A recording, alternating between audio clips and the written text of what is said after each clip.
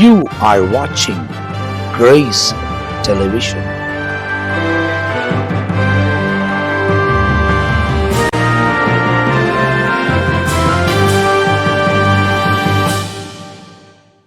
ஆண்டவரும் அருமை இரட்சகராக இயேசு கிறிஸ்துவின் நாமத்தினால் உங்கள் யாவருக்கும் இந்த வேளையில் என் அன்பின் வாழ்த்துக்களையும் ஸ்தோத்திரங்களையும் தெரிவித்துக் கொள்கிறேன்.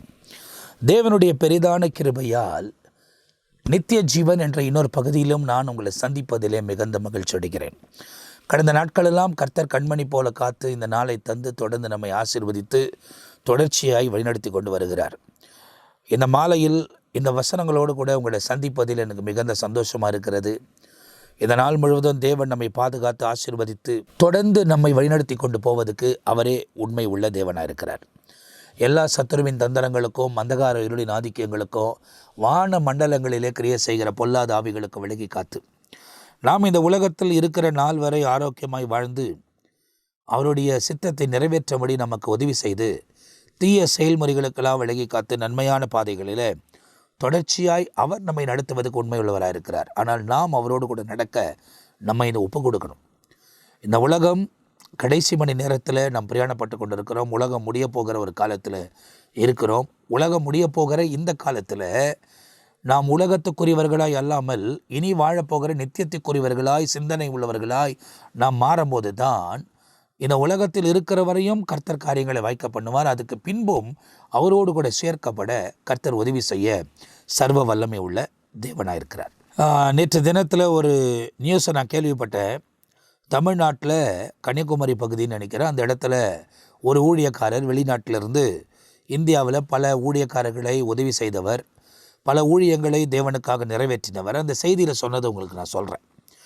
அப்போது அந்த இடத்துல அவர் திடீரென்று ஒரு இடத்துல செய்தியை கொடுத்து விட்டு அவர் போய்கொண்டிருக்கும்போது அவர் போய்கொண்டிருந்த அந்த வாகனம் பக்கத்தில் இருக்கிற ஏதோ ஒரு தண்ணீர் இருக்கிற ஒரு பாண்ட், அதாவது ஒரு குளம், அதில் விழுந்து அதுக்கு பிறகு அவரை அந்த இடத்துலேருந்து மீட்டு அவரை மருத்துவமனைக்கு கொண்டு போகக்கூடிய சூழ்நிலையில் அவர் மரித்து போனார் என்பதை அந்த இடத்துல அறிவித்தாங்க. நிறைய பேரை ஆதரித்தார், அற்புதம் செஞ்சார். அதில் ஒரு வார்த்தை அவர்கள் சொன்னார்கள். என்ன சொன்னார்கள் அப்படின்னா, மரித்த இவர் தேவராஜ்யத்தை அடைந்திருக்கிறார் என்பதை சொன்னாங்க. இது மனுஷ பார்வை. அவர் தேவராஜ்யத்தை அடைந்தாரா இல்லையா என்பதை நாம் சொல்ல முடியாது. அவர் உலக ஓட்டம் முடிக்கப்பட்டிருக்கிறது. அவர் சடலத்தை கொண்டு போய் மண்ணில் புதைச்சிருப்பாங்க. அவரிடத்தில் உதவி பெற்றவர்கள், அவரால் வாழ்ந்தவர்கள், உற்றார் உறவினர், குடும்பம் எல்லாமே மனம் கசந்து அழிந்து ரொம்ப கஷ்டமான ஒரு சூழ்நிலை தான். ஆனால் யாருமே எங்கே போகிறாங்கன்றதை நம்ம முடிவு பண்ணவே முடியாது. மனிதர்கள் 1008 காரியத்தை சொல்லலாம். ஒரு ஊழியக்காரர் இப்போது ஒரு பெரிய நல்ல ஊழியம் செய்தவர், மூத்தவர், அவர் வயது சென்று அவர் மரித்த பிறகும் நீங்கள் பார்த்தீங்க அப்படின்னாக்கா அவர் வாழ்ந்த நாட்கள் அவர் போதித்த விதங்கள் எல்லாவற்றையும் பேசுவாங்க. எல்லாம் பேசி அவர் பரலோகராஜன் கடந்து போயிருப்பார் என்பதை அவர்கள் சொல்லுவார்கள். ஆனால் மறைமுகமான வாழ்க்கையை கர்த்தர் ஒருவர் தான் பார்க்கிறார். நம்மளெல்லாம் டெஸ்டிஃபை பண்ணோம். யார் டெஸ்டிஃபை பண்ணனா? இயேசு ஒருவர் தான். அந்த கண்களுக்கு முன்பதாய் நாம் உண்மையும் உத்தமமாய் வாழ்ந்தால்தான் நிச்சயமாய் இந்த உலகத்தில் நம்ம வாழ்க்கை இழந்தாலும் அடுத்த நிமிடம் தேவ சமூகத்தில் கண்களை விழிப்போம். அதுக்கு ஏற்ற மாதிரி நம்ம வாழணும். போராட்டம் இல்லாத இல்லை. நிறைய போராட்டம், நிறைய பிரச்சனை, நிறைய மாம்ச இச்சைகள் நமக்கு முன்பதாய் வீசப்பட்டு கொண்டே இருக்கிறது. அவைகளெல்லாம் தாண்டி நம் தேவனுக்காக வைராக்கியமாய் நிற்க வேண்டிய ஒரு காலத்தில் இருக்கிறோம். ஆகையால் தான் இந்த நித்திய ஜீவன் என்ற நிகழ்ச்சியை தேவன் தலைப்பாய் கொடுத்து கடந்த 3 ஆண்டுகளாய் தொடர்ச்சியாய் இந்த நிகழ்ச்சியை தியானிப்பதற்கு தேவன் உதவி செய்கிறார். காரணம், ஆண்டவர் என்னோடு கூட உணர்த்தும் போது ஆண்டவர் சில காரியங்களை என்னோடு கூட பேசும்போது, காரியங்களை சொல்லும் போது அவருடைய வருகை சமீபம், அந்தி கிறிஸ்துவின் ஆட்சி சமீபம், உலகத்தின் முடிவு சமீபம், 1000 வருஷ அரசாட்சி சமீபம், நித்திய வாழ்க்கை சமீபம். அப்போ இவைகளெல்லாம் நமக்கு அறிவிக்கப்பட்டிருக்கிறது. இப்போ இந்த நித்திய வாழ்க்கைக்குள்ளே எப்போ போக போகிறோம்? 7 வருஷம் ஆட்டுக்குட்டியின் கல்யாணம் முடியணும், 1000 வருஷம் அரசாட்சி முடியணும். அதுக்கு பிறகு தான் நித்தியமாய் நம்ம போக போகிறோம். முடிவு உடனே வராது. இவைகளெல்லாம் சம்பவிக்க வேண்டியதே முடிவு உடனே வராது. ஆனாலும் நாம் இந்த உலக வாழ்க்கையை முடிக்க வேண்டிய ஒரு சூழ்நிலையில் இருக்கிறோம். காரணம், உலகத்தில் மரணங்களும் ஏற்படுகிறது. அதே நேரத்தில் நீங்கள் பார்த்தீங்கன்னா இன்னைக்கு உலகமே கொலாப்ஸ் ஆகி பலவிதமான சூழ்நிலையில் அகப்பட்டு அங்கே அழுகையின் சத்தம், அங்கங்கே யுத்தங்கள், பஞ்சங்கள், வெறிகள், கொலைகள், தற்கொலைகள் எல்லா இடங்களிலும் நடந்து கொண்டிருக்கிறத நம்ம பார்க்குறோம். பஞ்சம், பூமி அதிர்ச்சி, நெருப்பின் மூலிமா அழிவு, மழையின் மூலிமா அழிவு, வெள்ளத்தின் மூலிமா அழிவு, இவைகளெல்லாம் நம்ம காலங்களில் அதிகரித்து கொண்டிருக்கிறது. அதே நேரத்தில் நீங்கள் பார்த்தீங்கன்னா கேஷ்லெஸ் சொசைட்டி, பணம் இல்லாதபடி நாம் கார்ட்லேயே வாழக்கூடிய ஒரு தன்மை கூட நம்ம வந்து கொண்டு இருக்கிறோம். இன்றைக்கி நாம் கூட நிறைய பணங்கள் எல்லாம் வைத்து உபயோகப்படுத்தி கொண்டு இருந்த நாம் இன்றைக்கி எல்லாவற்றுக்கும் ஜிபே, ஃபோன் பண்ண ஆரம்பிச்சிட்டோம். அதே நேரத்தில் பேடிஎம் இருக்குது, நிறைய காரியங்கள். அதாவது இன்றைக்கி பேமெண்ட் பண்ணக்கூடிய நிறைய ஃபெசிலிட்டிஸை வந்து நம்முடைய அரசாங்கமும் நமக்கு உண்டு பண்ணி கொடுத்துருக்கிறது. இன்னும் கொஞ்ச நாள் சில தேசங்கள் எல்லாம் இப்போது பணமே கிடையாது, அவங்க பணம் கரன்சி கையில் பார்ப்பதே கிடையாது, அவர்கள் எல்லாம் ஆன்லைன் மூலியமாகவே செய்து கொண்டிருக்கிறார்கள் என்பதை அவர்கள் மூலியமாக நேரடியாக கேள்விப்பட்டிருக்கிறேன். அதாவது நியூஸில் கேள்விப்படுறது வேற, நேரடியாக பேசி கேள்விப்படுறது வேற. அப்படி அவங்க பேசி இருக்கும்போது ஆச்சரியமாக இருக்குது. அதெல்லாம் சீக்கிரமாக நம்ம தேசத்தில் வந்துவிடும். ஆனால் அந்த காலம் வரும்போது திருச்சபையாக நாம் இந்த உலகத்தில் இருக்க மாட்டோம் என்பதை நீங்கள் தெளிவாய் அறிந்து கொள்ள வேண்டும். அந்திகிறிஸ்து காலத்தில் அதெல்லாம் வந்துடும். ஆகையால் தான் அந்த எண் இல்லாமல் யாரும் வாங்க முடியாது, விற்க முடியாது. ஏன்னா அந்த எண் இருந்தால்தான் அந்த ஜிபே, ஃபோன்பே எல்லாம் வேலை செய்யும். அப்படி இல்லைனா நமக்கு எதுவுமே அனுகூலமாகாது. ஆனால் அந்த காலத்தில் தப்பித்து நாம் வாழ வேண்டுமானால் உண்மையும் உத்தமமாய் வாழ வேண்டும். குவாலிஃபிகேஷன் வேறு எதுவும் கிடையாது. நீங்கள் பிஹெச்டி முடிச்சிங்க, டபுள் டிகிரி வாங்கினீங்க, நீங்கள் பிஷப் ஆகிட்டீங்க, போப் கூட ஆகிடுங்க, அதை பற்றி பிரச்சனை இல்லை. அதெல்லாம் பரலோக ராஜ்யத்துக்கு கொண்டு போகாது. உண்மையும் உத்தமம், இது 2 விஷயந்தான் உங்களை பரலோக ராஜ்யத்துக்கு கொண்டு போகும். இந்த உண்மையும் உத்தமத்துக்குள்ளே நிறைய காரியங்கள் அடங்கி இருக்கிறது. அந்த உண்மையும் உத்தமமாக இல்லாவிட்டால் தேவனுக்கு முன்பதாய் நாம் நிற்க முடியாது. இன்னைக்கு உலகத்தில் வந்து பலர் பல விஷயத்தை யோசித்து சிந்தித்து வாழ்ந்து கொண்டிருக்கலாம். ஆண்டவர் உணர்த்துகிற காரியம் என்ன? தேவ வார்த்தைக்கு ஏற்ற மாதிரி நாம் நடக்கிறோமா என்பதை நீங்கள் தெளிவாய் கண்டு அறிந்து தெளிவான பாதையில் நடப்பதுக்கு உங்களை நீங்கள் ஒப்பு கொடுக்க வேண்டும். அப்படியானால் இந்த நித்திய ஜீவன் நிகழ்ச்சியில் தொடர்ந்து அவைகளை குறித்து உங்களுக்கு போதிக்கப்பட்டிருக்கிறது. இந்த நாளிலும் ஒரு குறிப்பிட்ட காரியத்தை வேதத்திலிருந்து நாம் பார்க்க போகிறோம். மத்தேயு எழுதின சுவிசேஷம் 18ஆம் அதிகாரம் 21ஆம் வசனத்திலிருந்து 35ஆம் வசனம் வரை ஒரு குறிப்பிட்ட காரியத்தை குறித்து வேதத்தில் எழுதப்பட்டிருக்கிறது. மன்னிப்பது எப்படி என்பதை இந்த இடத்துல இயேசு ஒரு ஓமையின் வழியாக விளக்கி சொல்லுகிறதை வேதாகமத்தில் எழுதப்பட்டிருக்கிறது. அதில் பேதுரு ரொம்ப முக்கியமானவர். காரணம், அவர் தான் வந்து ஆண்டவர்கிட்ட கேட்குறாரு, ஒருவனை எத்தனை முறை நாங்கள் மன்னிக்க வேண்டும் என்பதை கேட்டதாக 21ஆம் வசனத்தில் எழுதப்பட்டிருக்கிறது. இப்போது இந்த பரலோகத்துக்கு போகக்கூடிய குவாலிஃபிகேஷனில் இதையும் ஒன்று. இப்போ அந்த உண்மையும் உத்தமம் சொல்கிறோமா, அந்த உண்மை உத்தமத்தில் மன்னிப்பதும் ஒரு தன்மை. இப்போ மன்னிக்க முடியாத ஒரு தன்மையில் நீங்கள் இருக்கிறீர்கள். ஆனால் மன்னிப்பு என்றால் என்ன? மன்னிப்பு கேட்காதவங்களை மன்னிக்கிறது மன்னிப்பு இல்லை. மன்னிப்பு வந்து வருந்தி அவங்க செய்தது தப்புன்னு கேட்கும் போது அவங்கள மன்னிக்கணும். அவங்க கேட்காம அப்படியே இருப்பாங்கன்னா அவங்க மன்னிக்கணும்னு நம்ம அவசியம் இல்லை. நம்ம வேலையை நம்ம பார்த்துக்கிட்டு போயிட்டே இருக்கலாம். ஏன்னா ஆண்டவர் ஒவ்வொரு காரியத்தை அறிந்து கொண்டு இருக்கிறார். நாம் கீழேந்து எல்லாம் பார்க்கிறோம். அவர் அதாவது வானாதி வானங்களிலிருந்து எல்லாவற்றையும் கவனித்து கொண்டு இருக்கிறார். அவர் நம்ம கூட வளவுகிறார். ஆவியானவர் நம்மோடு கூட வளாவி கொண்டிருக்கிறார். அவருக்கு என்ன நடக்குது, என்ன நடக்கலை, எல்லா காரியமும் விவரமாய் அவருக்கு தெரியும். இன்னைக்கு இந்த நித்திய ஜீவனுக்குள் நாம் பிரவேசிக்க வேண்டுமானால், அவருக்கு விரோதமான காரியத்தை செய்வோமானால் நிச்சயமாய் இந்த நித்தியத்துக்குள் நாம் பிரவேசிக்க முடியாது. அதுக்கேற்ற பாத்திரமாய் இந்த உலகத்தில் நம்மால் வாழ முடியாது என்பதை நீங்கள் தெளிவாய் அறிந்து கொள்ள வேண்டும். அப்போ மன்னிப்பை குறித்து தான் ஆண்டவர் இந்த இடத்துல பேசுகிறார். அப்போ பேதுரு என்ன கேட்கிறார்? 21ஆம் வசனம், அதாவது மத்தேயு 18ஆம் அதிகாரம் 21ஆம் வசனம். Then Peter came to him and said, Lord, how often shall my brother sin against me and I forgive him? up to 7 times என்பதாக அவர் கேட்கிறார். என் சகோதரன் எத்தனை முறை எனக்கு விரோதமாய் பாவம் செய்யலாம்? 7 முறை அவனை நான் மன்னித்திருக்கிறேன். அதுக்கு இயேசு, Jesus said to him, I do not say to you up to 7 times but up to 70 times 7 என்பதாக சொல்லுகிறார். 70 முறை அப்படின்றார். ஒரு மனுஷனுடைய ஆயுசு நாட்கள் என்ன அப்படின்னாக்கா 70 80. பலத்துக்கு மிஞ்சினது சஞ்சலமும் வருத்தமும் சஞ்சலமாம் என்று எழுதப்பட்டிருக்கிறது. 70 அப்படின்னு சொன்னால் என்ன அப்படின்னு கணக்கு என்ன அப்படின்னாக்கா, ஒரு மனுஷனுடைய ஆயுசு நாட்கள் முழுவதும் அவன் தவறை உணர்ந்து உங்ககிட்ட வந்து எந்த காரணத்தில் மன்னிப்பு கேட்டால் நீ மன்னிக்க கடமைப்பட்டிருக்கிற என்பதை நீங்கள் அறிந்து கொள்ள வேண்டும். இன்னைக்கு நாம் இந்த உலகத்தில் வாழ்ந்து கொண்டிருக்கிறோம். தவறாது இல்லை, பார்வையில் தவறு இல்லை, கேட்பதில் தவறு இல்லை, பேசுறதுல தவறு இல்லை, வாழ்க்கை முறையில் தவறு இல்லை. எதில் தவறுனாலும் அவர்கிட்ட அதை உணர்த்தப்பட்டு மன்னிப்பு கேட்குறோம் தெரியுமா? அவர் நம்மளை மன்னிக்கிறாரு. நாம் அவரை போலவே நம்மகிட்ட மன்னிப்பு கேட்குறவங்களை மன்னிச்சிடணும். அதுதான் நல்ல தன்மை என்பதாக வேதத்தில் எழுதப்பட்டிருக்கிறது. அப்போ இந்த கடைசி மணி நேரத்தில் வாழ்ந்து கொண்டிருக்கிற நாம் எப்படிலாம் ஆயத்தப்படலாம் அப்படின்ற ஒரு கேள்வி உங்களுக்கு எழும்புமானால், மன்னிப்பது ஒரு தன்மை. யாரெல்லாம் அவர்கள் செய்தது தவறு என்று உணர்ந்து உங்ககிட்ட மன்னிப்பு கேட்குறாங்களோ அவங்கள மன்னிச்சிருங்க. அதை தான் இயேசு இந்த இடத்துல கற்றுக் கொடுக்கிறதை வேதாகமத்தில் நமக்கு சொல்லப்பட்டிருக்கிறது. ஏன்னா அடுத்தது முக்கியமான வசனம் 23ஆம் வசனம். Therefore the kingdom of heaven is like a certain king who wanted to settle accounts with his servants என்பதாக எழுதப்பட்டிருக்கிறது. அப்போ பரலோக ராஜ்யம் இதை குறித்து பேசுகிறார். ஒரு ராஜாவுக்கு ஒப்பாக அவர் பேசுகிறதை வேதாகமத்தில் எழுதப்பட்டிருக்கிறது. And when he had begun to settle account, one was brought to him who owned him 10,000 talents. But as he was not able to pay, his master commanded that he be sold with his wife and children and all that he had, and that payment be made. The servant therefore fell down before him. இங்கே தான் முக்கியம். என்ன சொல்லப்பட்டிருக்கு அந்த வசனத்தில் அப்படின்னு பார்த்தீங்கன்னா, ஒருவன் அவர்களிடம் 10,000 தாலந்து கடன் பெற்றிருந்தான். அவனை கொண்டு அவருக்கு முன்பதாய் நிறுத்தினார்கள். அவன் நிறுத்தினவனுக்கு என்ன தண்டனை அப்படின்னாக்கா, அவன் கடத்தை அடைப்பதுக்கு அவனை, அவங்க மனைவி, பிள்ளைகள், அவனுடைய உடைமைகள் எல்லாமே கொண்டு யார்கிட்ட கடன் வாங்கினானோ அவர்கிட்ட கொடுத்துடணும். அதுதான் அவனுக்கு தண்டனை. அப்படி அவனை பிடித்து கொண்டு வரும்போது அவன் என்ன செய்கிறான்? 26ஆம் வசனம். The servant therefore fell down before him saying, Master, have patience with me, and I will pay you all. Then the master of the servant was moved with compassion, released him, and forgave him the debts.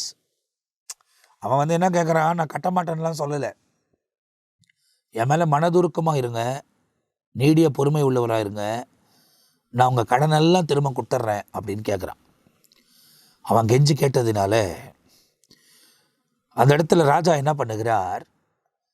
அவனுக்கு மனம் இறங்கி அவன் கடன்களை மன்னித்து, அவன் திரும்ப அந்த கடத்தை குடுன்னு சொல்லி கேட்காம அவன் கடன்கள் எல்லாம் அந்த ராஜா மன்னிக்கிறார். இப்போது அவன் மன்னிக்கப்பட்டவனாய் வெளியே போகிறான். அவன் கட்ட வேண்டிய அவசியம் இல்லை.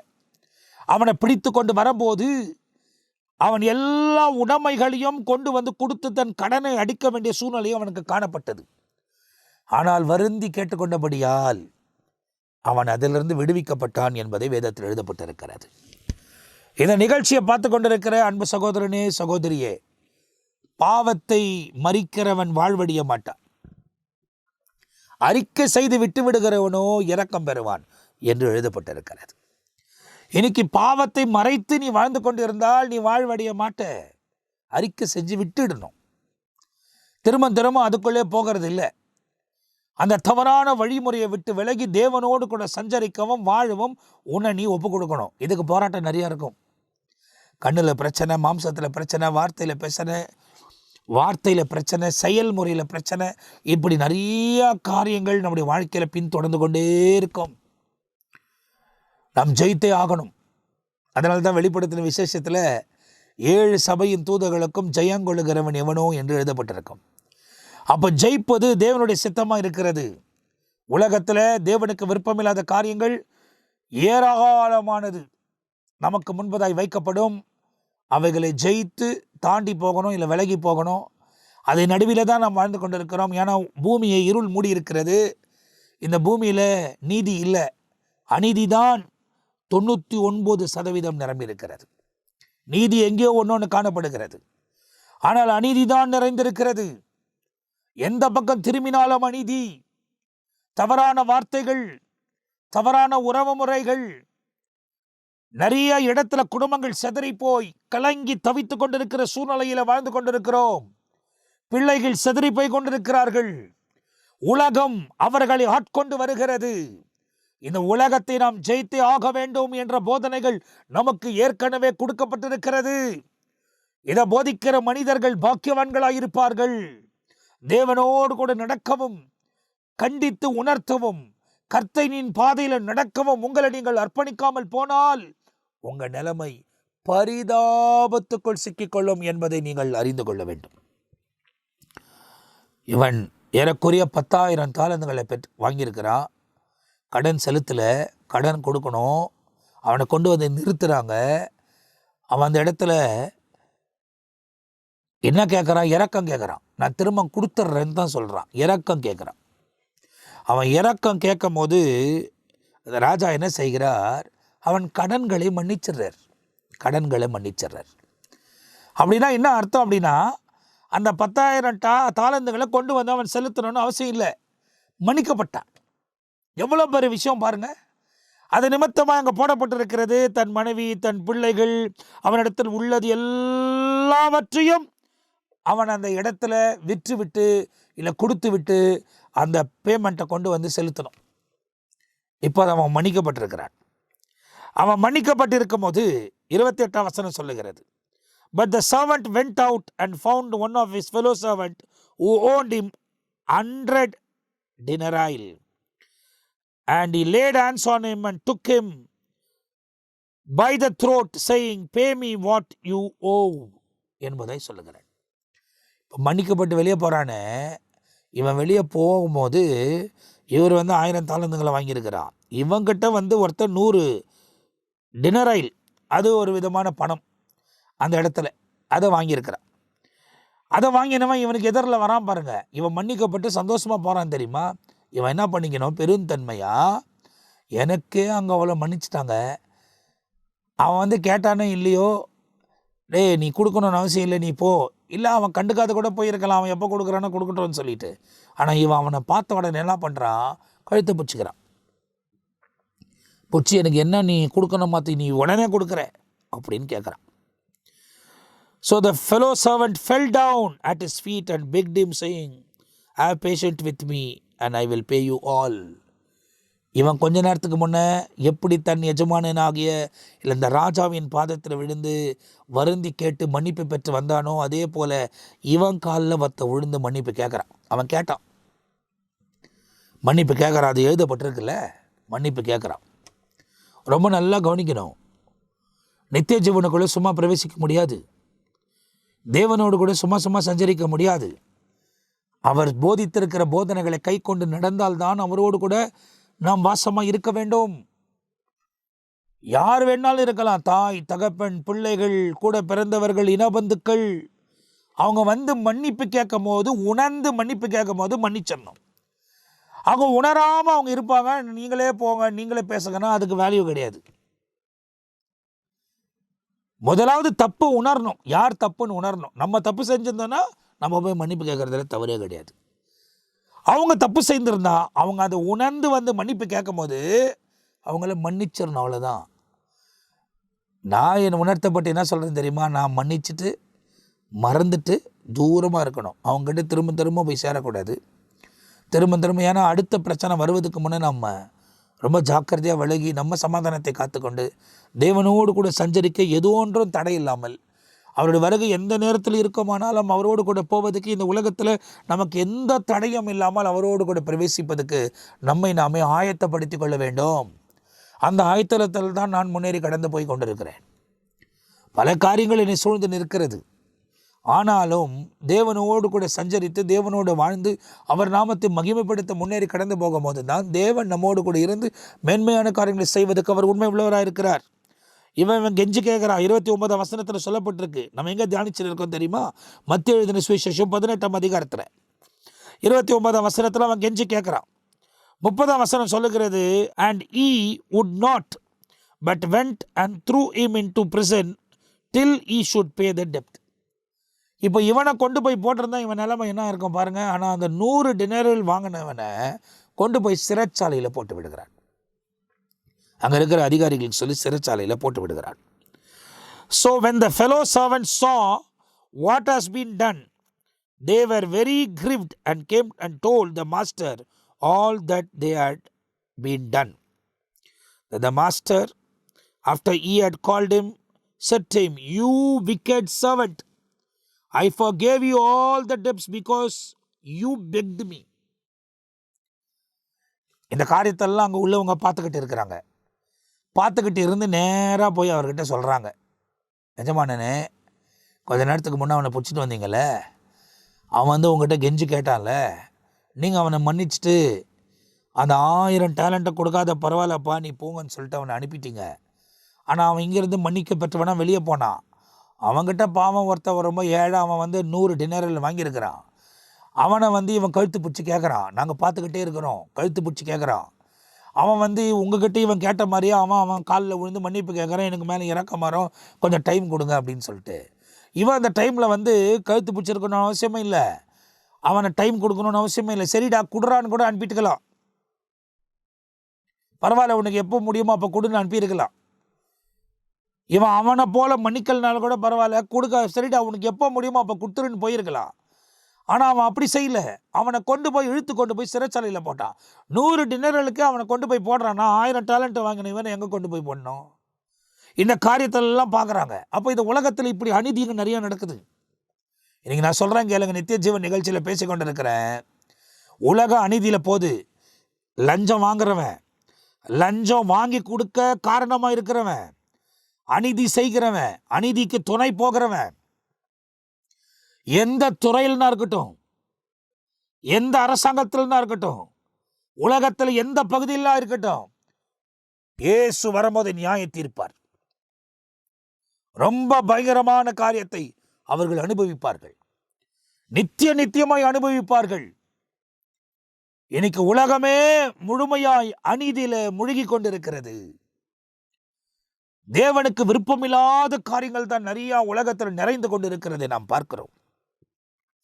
இந்த இடத்துல நீங்க பார்த்தீங்க அப்படின்னா அதை சொல்றாங்க, எஜமான்கிட்ட போய் சொல்றாங்க, ராஜா கிட்ட சொல்றாங்க, அவனை கொஞ்ச நேரத்துக்கு முன்னே மன்னிச்சு அனுப்புனீங்க, ஆனால் அவன் போய் ஒருத்தரை மன்னிக்கல அப்படின்னு சொன்ன எஜமான் எனக்கு கோபம் வருது. உடனே என்ன பண்ணுறாரு, அவனை கூட்டு வர சொல்கிறார்.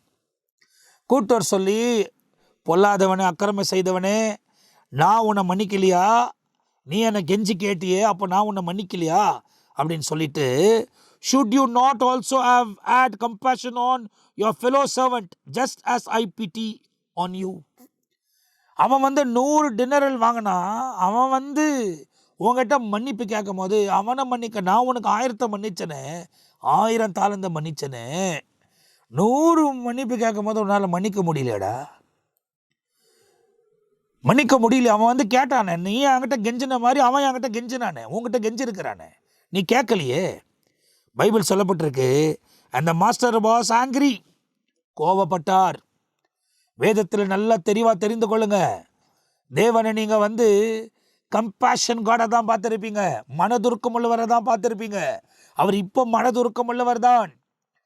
ஆனால் எடுத்துக்கொள்ளப்பட்ட பிறகு அந்தி கிறிஸ்து இந்த உலகத்தில் வந்து ஆழ்ந்து அதுக்கு பிறகு அவர் பகிரங்கமாக வர்றார் தெரியுமா? 2ஆம் வருக, நோ மோர் கம்பேஷன், நியாய தீர்க்கிற நீதிபதி, கோபம் உள்ளவர்,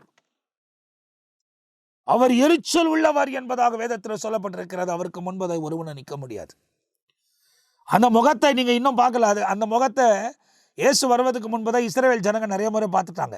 அதனால தான் மோசே கிட்ட போய் கேட்டாங்க, அவர் எங்க கூட பேசுறது வேணா, எங்களுக்கு பயமா இருக்குதுன்னு சொன்னாங்க. மலை மேலே ஏறி போகும்போது, அதெல்லாம் வேற பகுதியில் இருக்குது, அதெல்லாம் போனோன்னா ரொம்ப ஆழமாயிரும், பயமா இருக்குதுன்னு சொன்னாங்க. ஏன்னா அந்த வார்த்தையை கேட்க, அந்த அவர் பேசும்போது அதை கேட்க ஏற்றுக்கொள்ளக்கூடிய ஒரு தன்மை அவங்களுக்குள்ள இல்லாமல் போயிடுச்சு. பலவிதமான சூழ்நிலைகளிலே அந்த ஜனங்கள் பயந்தார்கள். ஆனால் இயேசு வந்த பிறகுதான் மனதுருக்கம் உலகத்துக்குள்ள வந்துச்சு. இன்னும் கூட அந்த மனதுருக்கத்தில் தான் கிட்டத்தட்ட 2000 வருஷம், இன்னும் 5 வருஷம் ஆச்சுன்னா இயேசு மரித்து 2000 வருஷம் ஆக போகுது. ஆனால் இயேசு இந்த உலகத்துக்கு வந்து எவ்வளோ நாள் ஆயிடுச்சு அப்படின்னாக்கா 2025 வருஷம் ஆயிடுச்சு. 2025 வருஷம் அப்போது ஆயிடுச்சு. இன்னும் 5 வருஷம் ஆனால் 2030, அதாவது 2030 வந்தால் அவர் மரித்து 2000 வருஷம் ஆக போகுது. அப்போ நீங்கள் பார்ப்பீங்க அப்படின்னா பைபிளில் நீங்கள் வாசித்து பார்த்தீங்கன்னா நிறைய கணக்குகள் இருக்குது, நிறைய காரியங்கள் இருக்குது. அதெல்லாம் ஒவ்வொரு நிகழ்ச்சியில் உங்களோடு கூட பேசிக்கொண்டே வருகிறோம். இப்போ இவனை கேட்ட விஷயம் என்ன, நான் உன்னை மன்னித்தேன், நீ ஏன் மன்னிக்கலை? நான் 1000 மன்னித்தேன், நீ 100 மன்னிக்கலை. அப்போ மன்னிப்பு தன்மை எங்கே? நம்மளை எவ்வளவா ஆண்டவர் மன்னிக்கிறாரு. ஆண்டுடைய சமூகத்தில் போய், ஆண்டவரே நான் பாவம் செஞ்சேன் அப்படின்னு சொல்லும் போதெல்லாம், நான் தவறிட்டேன்பா என்பதெல்லாம் எவ்வளோ மனதுருகிறாரு. அப்போ நம்மக்கிட்ட வந்து கேட்கக்கூடியவங்களுக்கு நம்ம என்ன பண்ணணும்? மன்னிக்கணும். கேட்காதவங்களை பற்றி நான் சொல்லலை, மன்னிப்பு கேட்குறவங்கள மன்னிக்கணும். மன்னிப்பு அவங்க வந்து கேட்கும் போது மன்னிச்சிடணும். தேவன் நம்மை மன்னிக்கிறது போல நாம் அவர்களை மன்னிக்க வேண்டும். அந்த சுவாபம் நமக்குள்ள வெளிப்பட வேண்டும். இந்த இடத்துல பார்த்தீங்கன்னா கோபம் கொண்டு and the master was angry and delivered him to the tortures until he should pay all was due to him. ஆயிரத்தை மன்னிக்கும் போது ஒழுங்காக போயிருந்தானா திரும்ப அவனை கூட்டு வந்து நிறுத்தி இந்த தீர்ப்புக்குள்ளாம் வந்திருக்கவே மாட்டான். அவன் செஞ்ச ஒரே ஒரு கொடுமையான காரியம், திரும்ப அவனை கொண்டு வந்து அவன் கொடுத்து தீர முட்டம் அவனை உபத்திரவப்படுத்தினார்கள் என்று வேதத்தில் எழுதப்பட்டிருக்கிறது. 35 வசனத்தை வாசித்து பாருங்க. So my heavenly Father also will do to you if each of you from his heart does not forgive his brother his trespasses என்பதாக எழுதப்பட்டிருக்கிறது. இதே போலதான் பரலோகத்தில் இருக்கிற என்னுடைய பிதாவும் அவர் உங்களை மன்னித்தது போல நீங்கள் பிறரை மன்னிக்காமல் போனால் இந்த நிலைமை உங்களுக்கும் ஏற்படும் என்பதை இயேசு சொல்லியிருக்கிறதை வேதாகமத்தில் எழுதப்பட்டிருக்கிறது. அப்போ இந்த நித்திய ஜீவன் நிகழ்ச்சியை பார்த்து கொண்டிருக்கிற நீங்கள் தெளிவாய் அறிந்து கொள்ள வேண்டும். தீமையான வழிகளை விட்டு தேவனோடு கூட நடப்பதுக்கும் வாழ்வதற்கும் உங்களை நீங்கள் அர்ப்பணிக்க வேண்டும். அப்போது தேவனோடு கூட உண்மையும் உத்தமத்தில் நிலைத்து நிற்கணும்னா பிறரை மன்னிக்கக்கூடியவங்களாம் இருக்கணும். அவங்க மன்னிப்பு கேட்கும் போது நீங்கள் மன்னிச்சிருங்க. மன்னிச்சுட்டு தொடர்ந்து சமாதானமாக நீங்களும் முன்னேறி கடந்து போங்க. அதிகமாக அவங்களோட சேரலைன்னா பரவாயில்ல, நீங்கள் பார்க்குறப்போ ஒரு ஸ்தோத்திரம் சொல்லலாம், ஒரு ப்ரைஸ் லாட் சொல்லலாம், ஒரு சிரிச்ச முகத்தோடு திருப்பி போகிறத திரும்பி பார்க்க, அதாவது முகத்தை திருப்பி கொண்டு போகிறத பார்க்கலாம் ஒரு பார்த்து ப்ரைஸ் லாட் சொல்லக்கூடிய அளவுக்கு உங்கள் உறவு முறைகள் இருக்குதாக்க சற்று யோசித்து பாருங்கள். இன்றைக்கி நிறைய பேருக்கு அது உலகத்தில் இல்லை.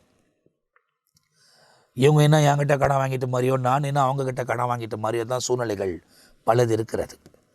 இன்றைக்கி பாருங்கள், உலகத்தில் நிறைய பேர் என்னோடு கூட படித்தவர்கள், என்னோடு கூட இருந்த சிலரெல்லாம் பிச்சை கேட்கக்கூடிய சூழ்நிலைகளுக்கு வந்து அங்கங்கே நான் பார்க்குறேன்.